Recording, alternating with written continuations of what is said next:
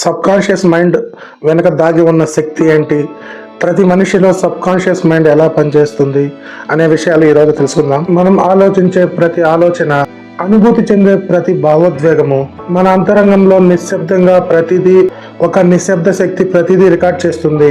మీరు చూడలేని విధంగా మీ జీవితాన్ని రూపొందిస్తుంది. ఆ శక్తి power is your subconscious mind. ఈరోజు సబ్ కాన్షియస్ మైండ్ మన మనిషిలో ఎలా పనిచేస్తుందో చూద్దాం. అలాగే నా ఛానల్కి ఫస్ట్ టైం వస్తే ప్లీజ్ సబ్స్క్రైబ్ చేసుకోండి. ఈ వీడియో నచ్చితే లైక్ చేయండి. మరిన్ని వీడియోస్ మీకు అందుబాటులో ఉంటాయి. What is your subconscious mind?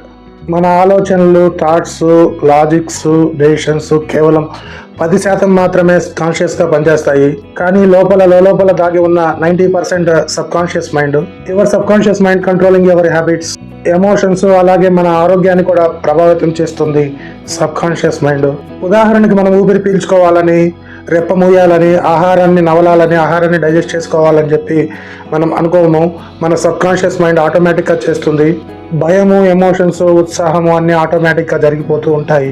Sub conscious mind judgement చెప్పదు, అది ఇన్స్ట్రక్షన్స్ ఫాలో అవుతుంది.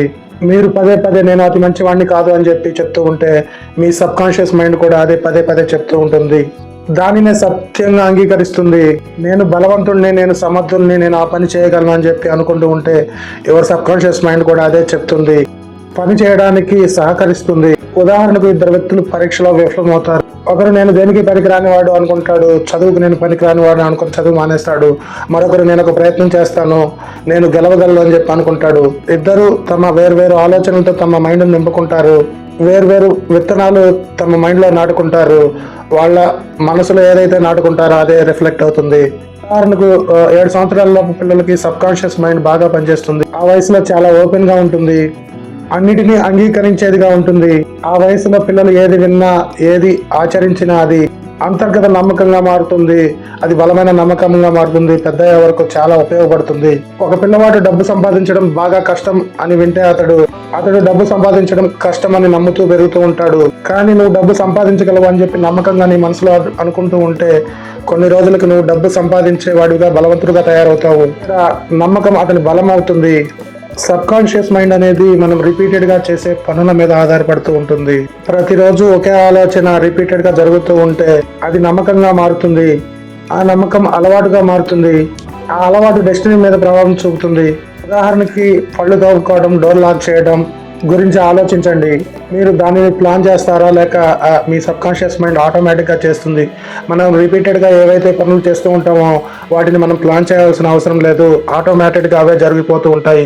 ఎందుకంటే ఆలోచనలైనా ఏదైనా పనైనా మనం రిపీటెడ్గా ఆలోచిస్తుంటే మన సబ్ కాన్షియస్ మైండ్ ఆటోమేటిక్గా చేస్తూ ఉంటుంది. సబ్ కాన్షియస్ మైండ్ని ఎలా రీప్రోగ్రామింగ్ చేయాలనే విషయం ఇప్పుడు చూద్దాం. మీరు మీ సబ్ కాన్షియస్ మైండ్ని అన్లాక్ చేయడానికి మీ కాన్షియస్ మైండ్ని నిశ్శబ్దం చేయాలి. ధ్యానం వల్ల కొంత సబ్ కాన్షియస్ మైండ్ నుండి బయటకు రావచ్చు. అలాగే విజువలైజేషన్, మీ యొక్క లక్ష్యాన్ని స్పష్టంగా ఊహించుకోండి.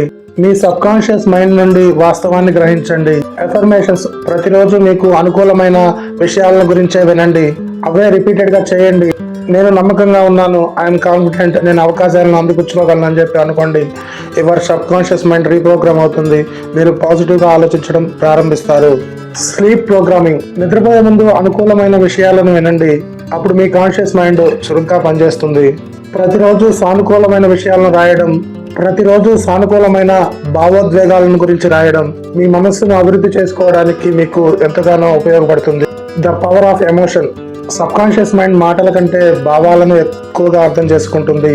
సబ్ కాన్షియస్ మైండ్ మాటల కంటే భావోద్వేగాలను ఎక్కువగా అర్థం చేసుకుంటుంది.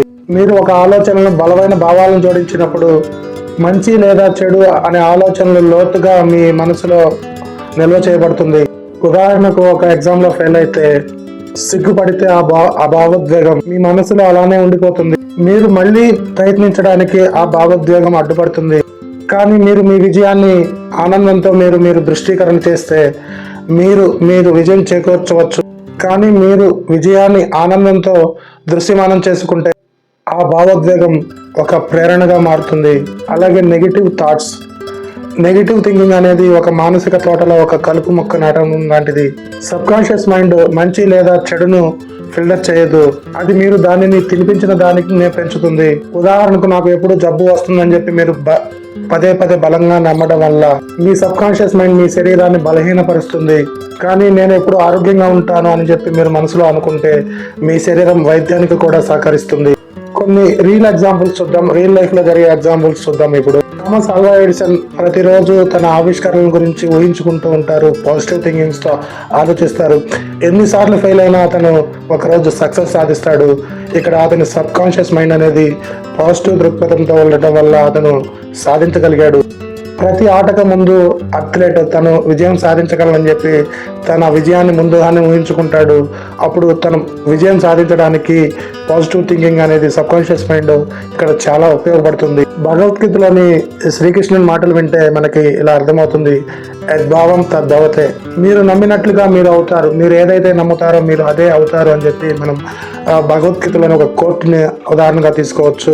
మీ సబ్ కాన్షియస్ మైండ్ ఏదైతే నమ్ముతుందో, మీరు ఏదైతే అనుకుంటారో అదే మీ సబ్ కాన్షియస్ మైండ్ మిమ్మల్ని ముందుకు నడిపిస్తుంది. మీరు పాజిటివ్గా ఆలోచిస్తే మీ సబ్ కాన్షియస్ మైండ్ పాజిటివ్గా తీసుకెళ్తుంది. మీరు నెగిటివ్గా ఆలోచిస్తే మీ సబ్ కాన్షియస్ మైండ్ నెగిటివ్గా తీసుకెళ్తుంది. మీరు ఏదైతే రిపీటెడ్గా చేస్తారో, ఏదైతే రిపీటెడ్గా ఆలోచిస్తారో అది మీ నమ్మకంగా మారుతుంది. ఆ నమ్మకమే భవిష్యత్తులో మిమ్మల్ని ముందుకు నడిపిస్తుంది. ఇవి డైలీ లైఫ్లో యూజ్ చేయండి, చాలా ఉపయోగపడతాయి. మీ ఆలోచనలను గమనించడం ప్రారంభించండి. ఇప్పుడే స్వీయ సందేహాన్ని నమ్మకంతో భర్తీ చేయండి. ప్రతిరోజు మీరు భయపడేదాన్ని కాదు, మీరు కావాల్సిన దాన్ని, మీరు చేయాల్సిన దాన్ని ఊహించుకోండి. ఉదాహరణకు మీరు ఒక ఇంటర్వ్యూకి వెళ్తే మీరు కళ్ళు మూసుకొని ఊహించుకోండి, నేను ఇంటర్వ్యూలో సాధించగలను అని చెప్పి పాజిటివ్గా ఆలోచించండి. కొన్ని రోజులు ఇలా చేయండి. మీ సబ్ కాన్షియస్ మైండ్ మీ కంట్రోల్లో ఉంటుంది. సబ్ కాన్షియస్ మైండ్ అనేది మీ నిశ్శబ్ద భాగస్వామి. ఇది మీ భావోద్వేగాలను, మీ మాటలను, మీ ఊహలను 24 గంటలు వింటూ ఉంటుంది. కాబట్టి దానిని సానుకూలంగా, ప్రేమగా, నిశ్శబ్దంగా, మంచి ఉద్దేశాలతో నింపుకోండి. ఎందుకంటే మీరు ఏదైతే లోతుగా ఆలోచిస్తారో అదే మీరు అవుతారు. మీ ఆలోచనలు మార్చుకోండి, మీ ప్రపంచం మారుతుంది. ఇది సబ్ కాన్షియస్ మైండ్ ఈరోజు వీడియో. ఈ వీడియో నచ్చితే ప్లీజ్ లైక్ చేయండి. అలాగే నా ఛానల్కి ఫస్ట్ టైం వస్తే ప్లీజ్ సబ్స్క్రైబ్ చేయండి. అలాగే ఎవరు చూస్తున్నారో తెలియట్లేదు, ప్లీజ్ ఒక కామెంట్ పెట్టండి, మరింత బూస్టింగ్ వస్తుంది. This is Krish talks YouTube channel. నా పేరు కృష్ణ. మరొక మంచి ఆసక్తికరమైన వీడియోలో కలుద్దాము. Stay tune to Krish talks YouTube channel. Thank you.